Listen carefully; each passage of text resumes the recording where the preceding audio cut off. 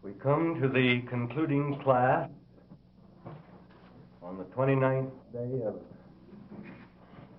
July, 1953, in our GPC Servers Training School.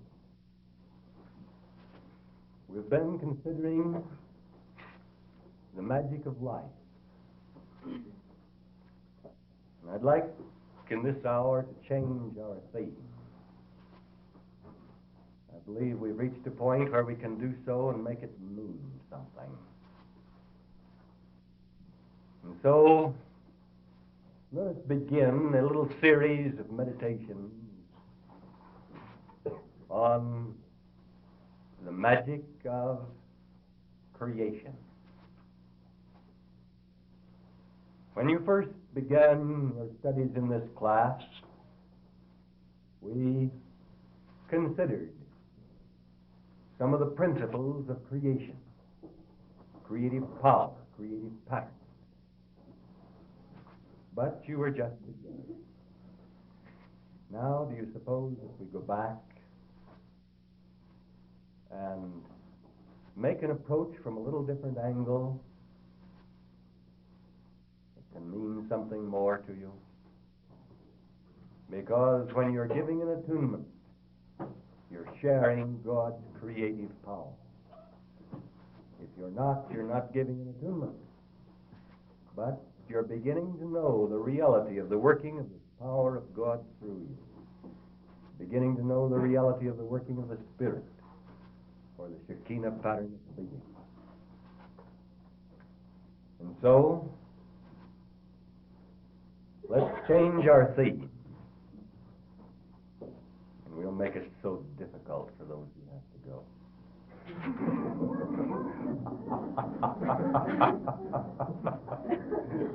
We'll make it just as tough for them as we can.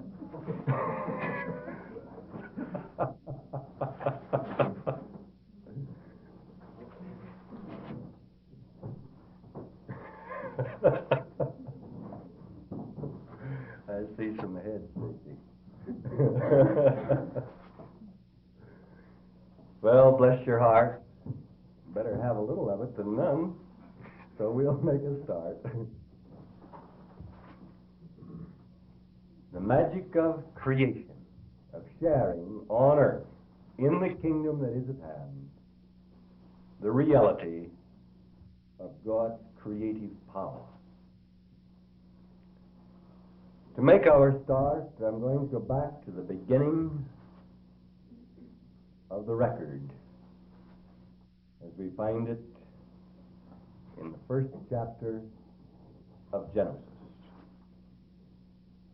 We won't dwell, perhaps, quite so long on some of these points,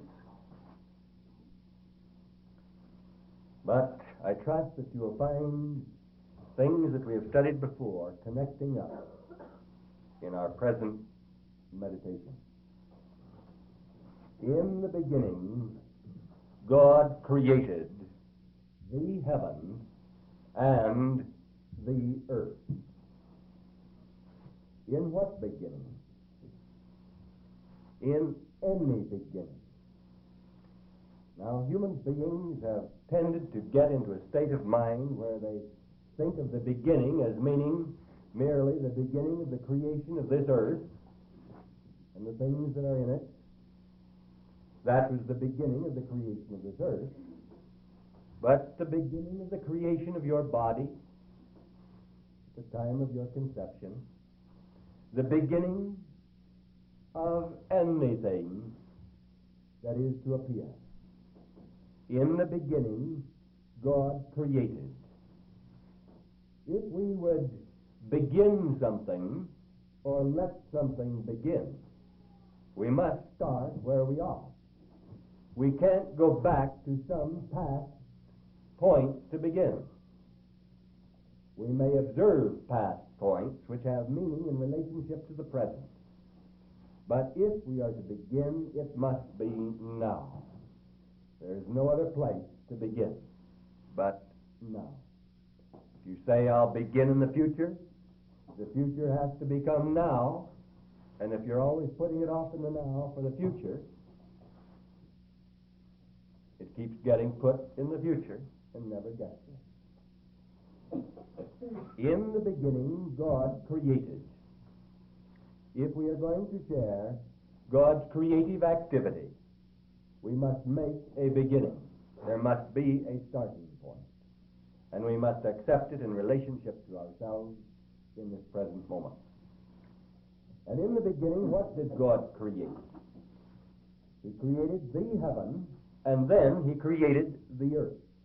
Not the earth, and then the heaven. We have recognized in past meditations that if you're going to have something created in form, in the sense of physical substance, there must be a heaven created for it first. It must have a heaven.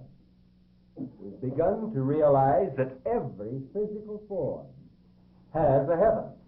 A heaven. All of these heavens put together make the heaven. Unless we're talking about the heaven of a specific form. But in the overall sense, there is the heaven. But every form has its own heaven.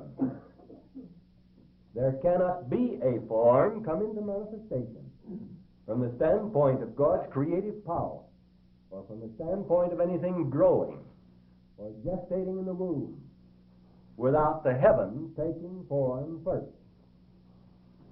There must be the heaven. Now, the heaven takes form on the basis of the truth, the elements of design and control, and on the basis of the pneumoplasmic substance which makes the heaven meaningful. You remember that after the reality of conception, that which is formed at first in the womb is alike whether it is for a human being, a bird like a dove, a horse, or a lizard. Some of you may not have heard that before. But that which is first formed in the womb, or as with the bird, in the egg, that which first takes form is so much alike that even an expert cannot tell for certain. If you take that embryo at about, say, 3 weeks, and put these embryos in a box without any label to indicate, and from the human being, from the horse, from the dove, and from the lizard, and the expert will have trouble telling them apart, telling which is which, identifying. There's meaning in this, vital meaning for us. Why? We recognize that this first form that is generated is for one purpose: to make possible the generation of the pneumoplasmic substance, pneumoplasm. And that the pneumoplasm that is generated properly takes form according to the pattern in spirit as established by the design and control factors of truth. Like begets like. Very soon that embryo of the horse or the human being begins to look very different. But at first, during the period of the development of the pneumoplasmic substance, they look very much the same. Now, there has to be the reality of the heaven for this early embryo before it can take form in substance. And that is achieved through the sperm and through the ovum. So, the actuality of the mechanism to permit the manifestation of the pneumoplasmic substance is there right from the start, and it must be handed down from generation to generation. Then, after enough pneumoplasm has been generated to make possible the development of the heaven of the form that is to be, there is the beginning of the change of the embryo, because the embryo is the starting point, moving from the known to the unknown. So after the pneumoplasm is generated, the physical substance of that early embryo begins to be the starting point for the formation of the physical substance which is being caused to conform to heaven. Every development on earth that is to have any meaning must conform to something in heaven. If it does not, it will not have real form. It will not be a living thing. So, in the beginning, any beginning, in the beginning of youth, in the beginning of any cycle, in the beginning of your ministry, it has already begun. We've been generating the pneumoplasm of your future pattern of ministry. We've been generating something of the substance of it. The embryonic pattern has been taking form, and it will be born one bright day. But even when you're a server out there, you'll be still one of my servees. And the pattern that has been generated here, is established in pattern, will tend to extend out through you. And the attitude that you have toward me will tend to control or establish the pattern for the attitudes of others toward you. As you serve, as you minister. Everything must be started the same way. It can't be done any other way. And so you can look back now through the weeks and the few months that we have been together, and you can see how I started out on the basis of the design, on the basis of the control factors, in spirit, in truth, generating the essential pneumoplasm so you could begin to feel yourself related to me and that which I was offering you. Gradually it began to take on some meaning in your consciousness, in your awareness, and then step by step, after the pneumoplasmic body was provided, it began to take form, and it began to have meaning inside of you. Every creative cycle must work on the same basic principle, or it will not come to fulfillment in life. There will be an abortion. Either there will be nothing, or there will be an abortion, unless the laws and principles are followed. No man can change them. They are absolute, whether the human being thinks he likes it or doesn't like it. And we must share God's creative function in bringing forth that which is to appear. So, in the beginning, God created. But let us not project it back to some vague distant beginning of this earth. Let us recognize it in relationship to ourselves and our present patterns of living. And He created heaven first. And if you do not create heaven first, you will not be successful in bringing forth the form by which the earth or the physical substance of the thing may appear, no matter what it is. Your ministry, your pattern of life and living. We must create the heavens first. And the Master emphasized this. He said, "Seek ye first the kingdom of God." Kingdom of heaven that is at hand. And His righteousness, right function, right control under that divine design. And all these things of heaven shall be added unto you in the realm of form. So the Master used these principles. He taught them, exemplified them, and there is no other way. And don't ever try, because you'll just be wasting your time if you try to do it without regard to these laws and principles. In the beginning, God created the heaven and the earth. And to start with, what was the state of the earth? It wasn't. It just wasn't. And that is true with respect to all the things you start to bring forth. You don't have something yet in form that is to appear in relationship to your life and ministry. The earth was without form and void. It was an empty place. And darkness was upon the face of the deep. And for us, what is the deep? It is the deep of the future. Insofar as the earth is concerned, it was the deep of space. The deep of space. But for us at the present time, in these cycles of outworking, it is the deep of the future. And darkness was upon the face of the deep of the future.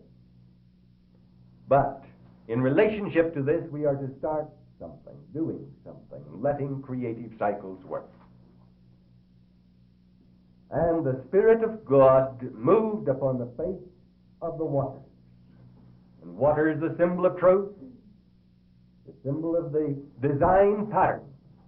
Movement suggests the reality of control. Spirit, the power, the intelligence, the reality that is being brought forth. Moving upon the face of the divine design in truth, and that movement relates to control. And God said, "Let there be light."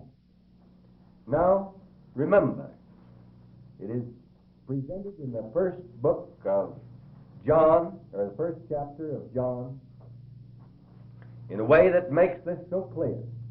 In the beginning was Shekinah, and Shekinah was with God, and Shekinah was God in manifest action, and Shekinah, the same, was in the beginning with God.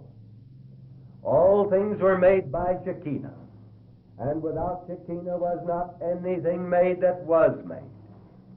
In Shekinah was life, and the life was the light of men. In Shekinah was life, and the life was the light of men. Now, the starting point with respect to the actual processes of manifestation here. And God said, "Let there be light."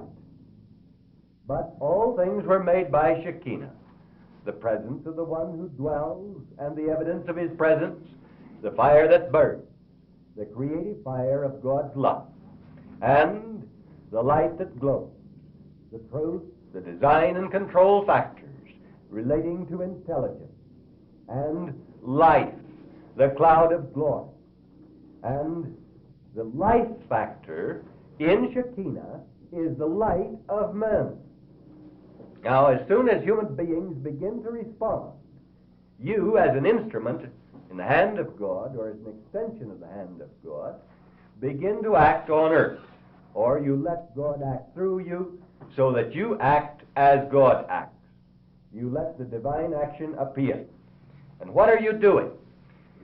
As you begin to help any person give an attunement, do any creative thing, whatever it may be, the first step must be, of course, there's the pattern in reality, the Shekinah pattern of being, but the first step in actual manifestation is, let there be light. And what is this light? It is the light of Shekinah, is the light of men. Now, as you look back along the way, how did I start with you? Trying to jam you into some pattern or other? Make you be thus and so? Give you rules and regulations to follow? Some of you were quite tantalized because I didn't give you enough rules and regulations. Tell you what to do. Oh, you wanted to know what to do. And you were bothered about it because I didn't. No. What did I do? I began to let light be for you. Generally speaking, it was something I said. Perhaps coupled with something I did, but it was something I said. There was an openness of mind and inquiringness, and I said something to you so that you could understand it, so that it would have meaning, logic, reason, something that would be sensible, something that you could comprehend. And so as you began to have light in your mind in relationship to the point I was talking about, so that you could understand it. We had begun the creative cycle in you and through you. But the first step of the first cycle is let there be light. And that's the first step in actual action. But now, and God saw the light, that it was good, and God divided the light from the darkness. Have you found that being true here? Having light divided from the darkness in your own consciousness? Has it been a process at work? Yes. In other words, if I had not functioned according to these principles, we wouldn't even have this class. You wouldn't be here. If you had come, you'd have gone away again. It would have been scattered. It wouldn't have had any meaning. But you find that everything I do is based upon these same basic laws and principles. And it's up to you to learn to share God's creative action on earth. And the more of us that do it, in actual fact, the more the manifestation of power will be. God called the light day, and the darkness called he night. And the evening and the morning were the first day. Now this was not a 24-hour day, as we have noted. Some people try to say that it was. But if they say that God is a liar. Now, remember this point, because there will be those who will try to convince you it was a 24-hour day. But if they say that, they take the position that God was a liar. For God said to Adam, according to this story, we recognize its allegorical significance, but God said to Adam and Eve, in the day that thou shalt eat thereof, thou shalt surely die. In the day. Now, Adam lived to be nearly 1,000 years old. So, obviously, God was not talking about a 24-hour day. Because if he was talking about a 24-hour day, then Adam should have died within 24 hours from the time he let Eve persuade him to bite the forbidden fruit. We'll get to our little further study of that later. But consider that and remember it, because there will be those who try to confuse you. God was not talking about a 24-hour day. By day here he means a cycle of time.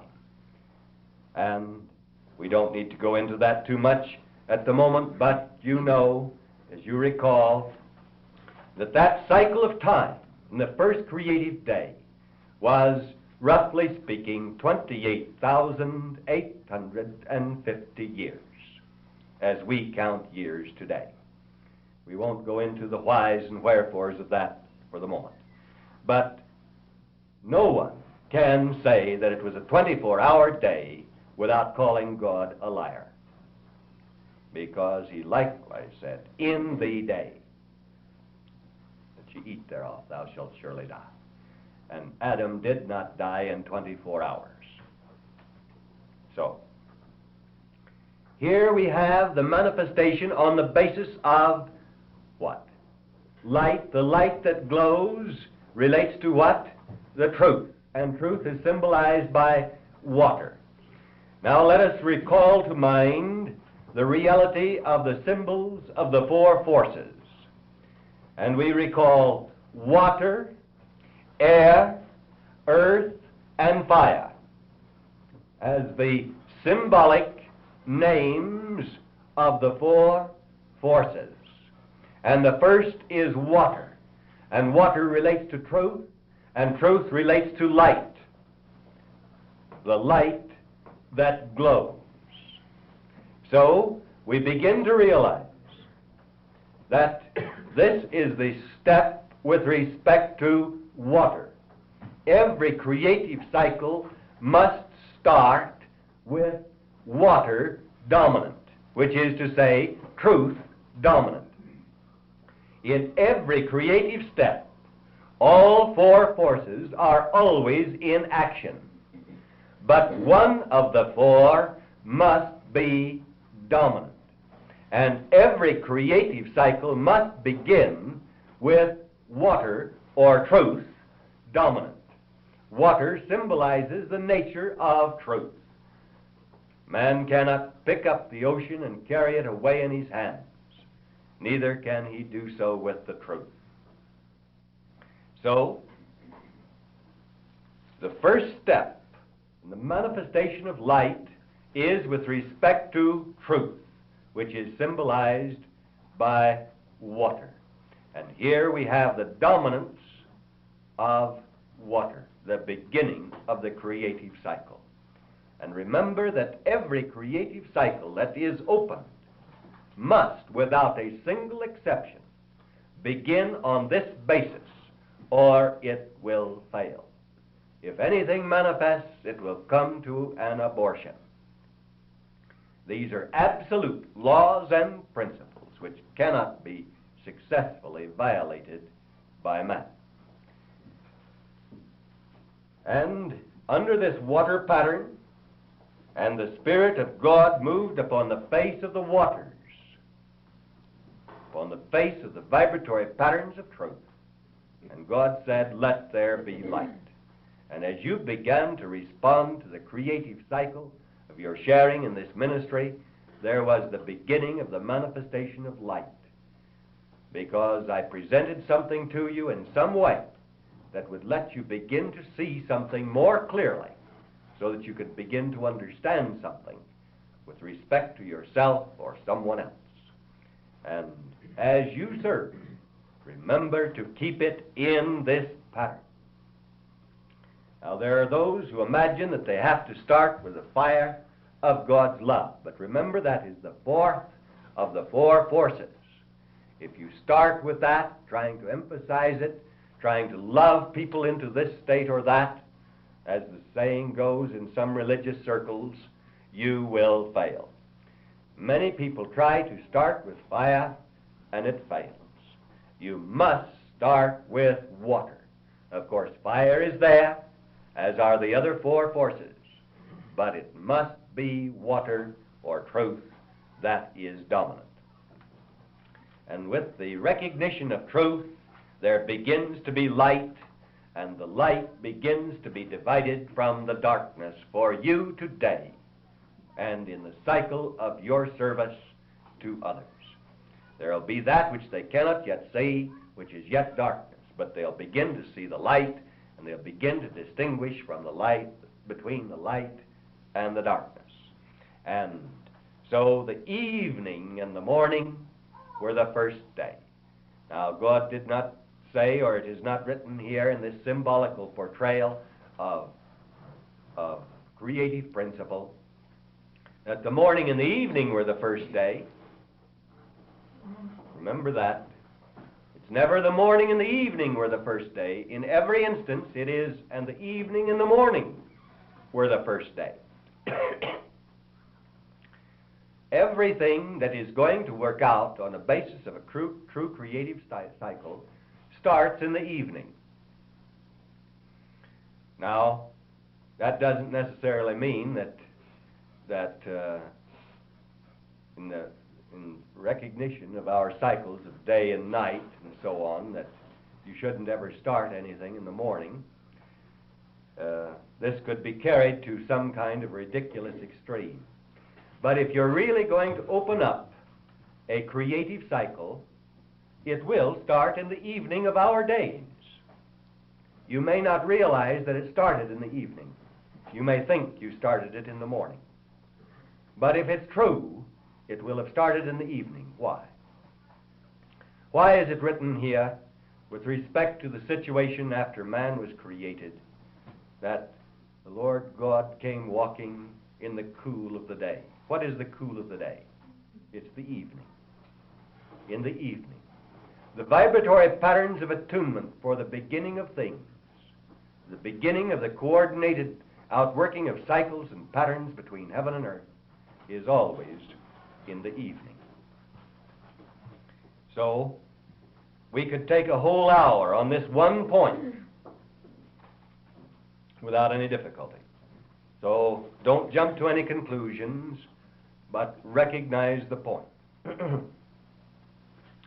And then God said, let there be a firmament in the midst of the waters, and let it divide the waters from the waters. And God made the firmament, and divided the waters which were under the firmament from the waters which were above the firmament, and it was so. Now, what is the firmament? It is the air, the envelope of the earth's atmosphere. The earth's air. And air is the symbol of spirit. Here we have the second of the four forces. First, water. Second, air.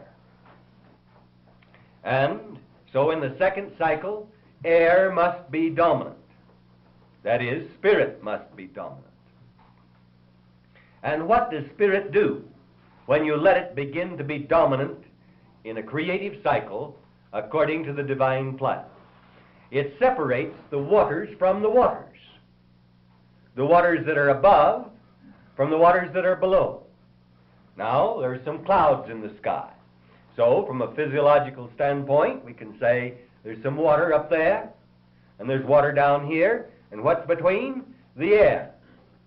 Man has revealed, with respect to every one of these basic principles, he has revealed right here in nature the basic principle itself and the reason for it. And man has consistently ignored it. But the waters that are above from the waters that are below, immediately our minds revert to that remarkable examination. How many of you would like to take that examination today? The examination that the Lord presented to man through Job. How many of you would like to take it today? Let's see your hands. You're smart to keep them down.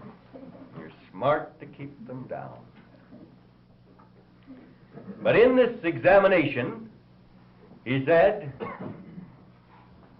knowest thou the ordinances of heaven, and canst thou set the dominion thereof on the earth, or in the earth? The ordinances of heaven, the laws, the principles, the governing factors of heaven, and canst thou set the dominion thereof in the earth? Their control patterns in relationship to physical substance. That's one of the points. Now, when we begin to think about the action of the second force in dominance, the dividing of the waters from the waters, and we know that water is the symbol of truth, we recognize that there is a level of truth with respect to the heaven. I'm not just talking about the sky. A level with respect to the heaven, and a level with respect to the earth. And it is the air of the Spirit that not divides, but connects. Not separates, but unifies. Now, actually, in the process, the waters that are above are divided from the waters that are below, aren't they? By what? By the firmament, the air, which is the symbol of spirit. But if we have something that divides, it also unifies. If it separates, it also connects. Let's remember that. And so the truth with respect to the invisible realms of so-called heaven, and the truth with respect to the earth and the physical substance of being, is not a different truth, but that which separates them is the air of the Spirit. And so we begin to see that God said, as the second step, let there be a firmament in the midst of the waters. Now, not to divide. God made the firmament and divided the waters, yes. a heaven and an earth. But the heaven came first, every step of the way, and it must with you. So there is the firmament in the midst of the waters, the reality of spirit with truth above, the truth of the heaven, and the truth of the earth below. And it is the spirit that connects them up. And so in our cycles, we begin to establish what? A firmament. Why do we give an attunement? What is an attunement? It is a process by which we begin to establish the firmament. Something that has been said has already begun to give a glimmer of light somehow to the individual. There must be some light before there is the action of developing the firmament. Why would the individual come to you for an attunement even if you don't stop to talk about it very much? You probably say a sentence or two to clarify something. But there is the light, and then the attunement itself begins to establish the firmament of the Spirit in the individual, so that the waters, the truth of his reality, may have a correlation with the truth of his body. Now, the ill conditions do not reveal the truth. They reveal the evidence. They are the evidence of the presence of a distortion, something that is spoiling the true pattern. But there is a pattern of truth for the body, a pattern of truth for the invisible reality. And you begin to project, by reason of an attunement, the reality of the firmament, the air of the Spirit, which is in the midst of the waters, so that the water that is above and the water that is below may be connected up, and the reality of the divine design that is in the realm of heaven may manifest through the pneumoplasmic layer without distortion on the underside of the pneumoplasmic layer, and have meaning on earth in relationship to physical substance. Isn't that simple? See how easily it all connects up. You begin to know what we've been studying about for so many months. Now, if some of you haven't heard all of it, and that doesn't sound simple to you, don't jump to the conclusion that it isn't really simple. It is, and easy. Take it easy, and you will know what we're talking about. But you can begin to see something of it, because here is a revelation of the four forces. Water, now there's air, and then we come to the next step. Let the waters under the heaven, now not under the sky.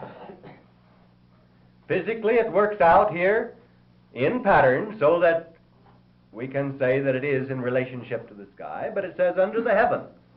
And never confuse the sky with heaven. People talk about the heavens sometimes when they talking about the sky and all the stars that are beyond the sky. But how far out is the sky? How far out do you have to go before the sky is no longer blue? Not very far. Not very far. You get out there 25 or 30 miles and there is no light in the middle of the day. You only have to go out from the Earth's surface 25 or 30 miles and it's night in the middle of the day. 100 miles out, it's just dark. Plain black night in the middle of the day. You can check that from a scientific standpoint. Why? Because there's nothing to reflect the light. You do not actually see the light that is coming from the sun. Of course, you contact it because it's already being reflected by the Earth's atmosphere, so you have the sense of seeing it coming from the sun. But you go out beyond the Earth's envelope of air, which extends out, it's very thin, out about 75 miles. and you have no air, nothing to reflect the light, no earth there to reflect the light, and though you might conceivably see a spot up there that looks something like a star, the sun would not have the same appearance to you. 100 miles out from the surface of the earth, it is dark night. You go straight out there toward the sun even, and it'll be dark night 100 miles from the earth's surface. You can check it up for yourself if you wish, but that's the way it is. The light has meaning on the basis of reflection. It's being reflected by the earth's atmosphere, and we begin to have the sense of sky when we look up toward the sky because of the pattern of the light. There are various explanations as to why it's blue. We won't go into that at the moment, but blue is a symbol of truth. In the color range, blue is a symbol of truth. So whatever scientific explanation suits you, why, that's all right. But blue is the symbol of truth.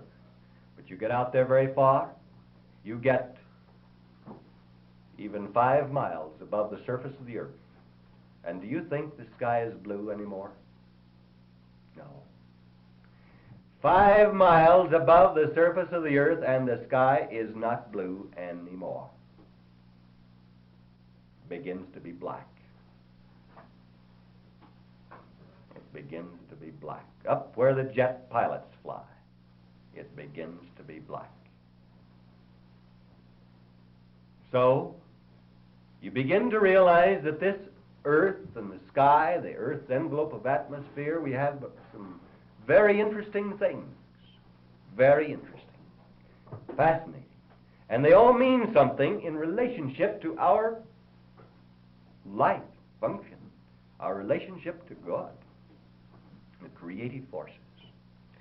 And so, the sky is black when you get out just a little ways. It's not blue anymore. The blue of truth, the design, the living factors are all right here on the surface of the earth. If you go up 5 miles, you'd better take oxygen with you. From the standpoint of movement out from the earth's surface, you get 10,000 feet above sea level, and you begin to need oxygen if you're going to maintain the same pattern of coordination and control that you would have at sea level, at 10,000 feet. From the standpoint of the airlines, they start the air pattern changing at 9,000 feet. They don't wait till 10,000. But these pressurized cabins that are used in the big airliners function on the basis of air as of 9,000 feet above sea level. Well, now, the light then depends upon reflection. The light from the sun you cannot see until it's reflected. It must reflect somehow before you can see it. And if you were out 100 miles from the earth's surface, it would be dark midnight in the middle of the day.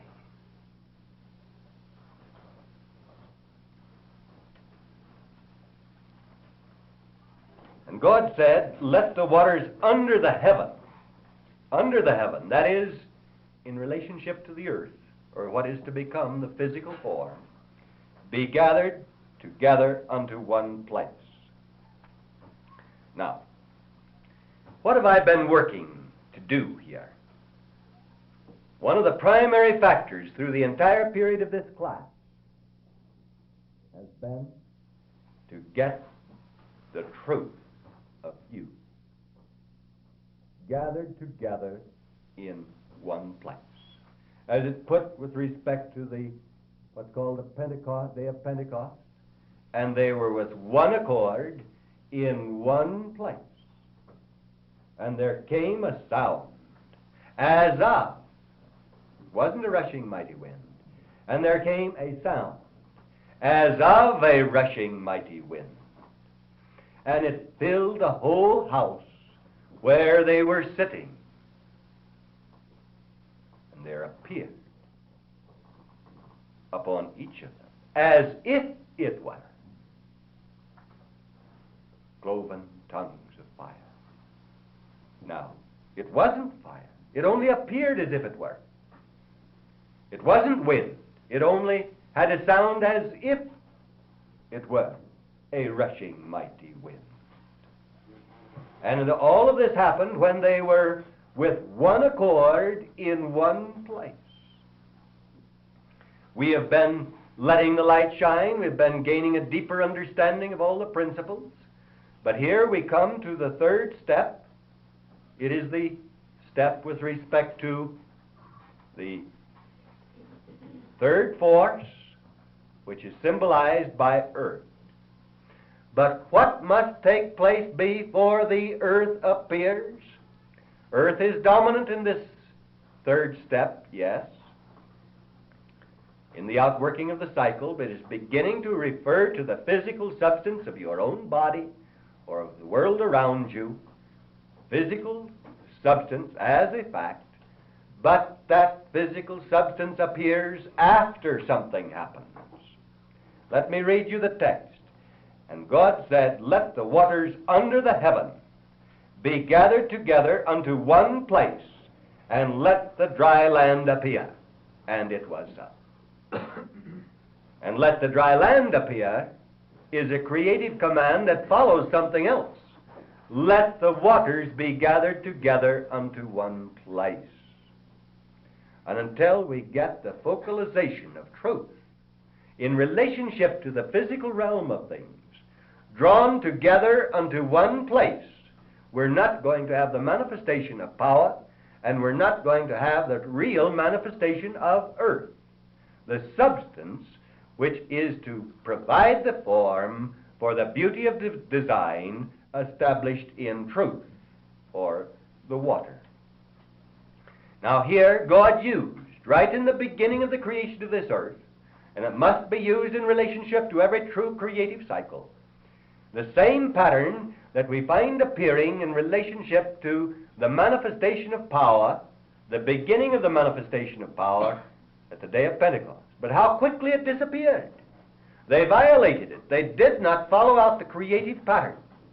And so, instead of that being the beginning of the manifestation of God's power, that it might increase and become greater and fill the earth, almost immediately we see impulsive Peter rushing out to use it according to his own concepts, and within a very few years, what had happened to that Pentecostal power, as it's called?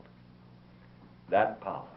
It was gone, so that the Christians, as they were called, were thrown to the lions and burned at the stake, and all kinds of terrible things happened, and people look back and think about what wonderful days they were when there were martyrs.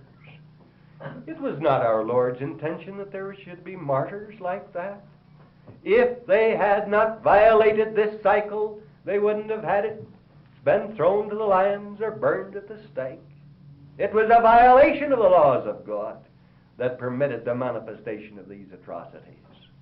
They were not required by God. They were not a part of the plan. They violated, then lost the power. Now, the power manifests on the basis of the laws and the principles and the creative cycles. Here we see how it begins to work. That which is required of you, yet. You have been gathering toward one place, the place of being with one accord in one place, but you have not reached it yet. This creative command is still sounding for you. And when will you let it have meaning? We shall see. And God said, "Let the waters under the heaven,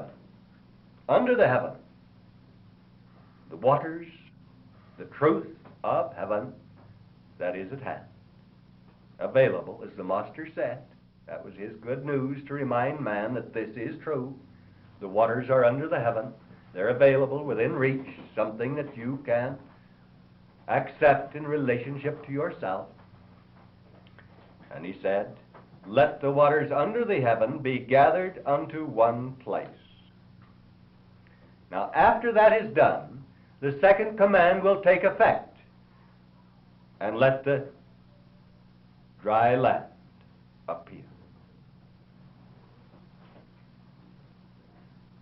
And let the dry land appear. Let the earth substance appear. Now, the earth substance is not going to appear until we have the gathering of the waters. They must be gathered unto one place. We see the symbol of it in the oceans, but seeing the symbol is of small avail unless we know the reality of it at work in our own lives. When are you going to let this creative command of God that relates to the third day of creation have meaning in you? It needs to be done in this class before you go your several ways. Unless you let the waters be gathered together unto one place, you will be going out there not fully equipped, not equipped the way the Lord wants you to be, the way I'd like to see you, the way you can be. That is the command that is established for you now. God's command to you. And when will you obey it? When will you let it take form? Let the waters under the heaven be gathered together unto one place, so that you may be truly with one accord in one place. And then the dry land of the physical substance will begin to appear, and the power manifest. For this is the third step, and the fourth one comes after the third one. And this is where you are as a class, in this third step. That's where you are, waiting for you to obey that divine command. Let the waters under the heaven be gathered together unto one place. And when you do that, the next command will take over, and the dry land will appear. And then we'll be ready for the fourth step. Let us touch for a moment on this fourth step. And God said, well, that is in the third step there. Then we come to the fourth day, and God said, let there be lights in the firmament of the heaven to divide the day from the night. Let them be for signs and for seasons, for days and years, and so on. Now the earth's atmosphere had cleared to the point where the light of the sun could begin to reach the earth, or the fourth day of creation, and the actual cycle of the development of the earth. But what is the character of this? The sun symbolizes what? Fire. Fire. And fire is the symbol of God's love, the reality of power, the reality of the creative power, or what we sometimes call the creative fire. And that comes the fourth day. Now, what do you suppose is on the fifth day? What is dominant on the fifth day of creation? It goes back. Water. Water is again dominant on the fifth day. What is dominant on the sixth day of creation? Air again. And so on. Every creative cycle has these four forces working out over and over again. And every particular step in a creative process has one of these four dominant. That's the story here in Genesis. It's the story in life. It's the story wherever you turn. And this class has reached the point of the third step, not the fourth, the first half of the third step. What are you going to do about it? Class dismissed.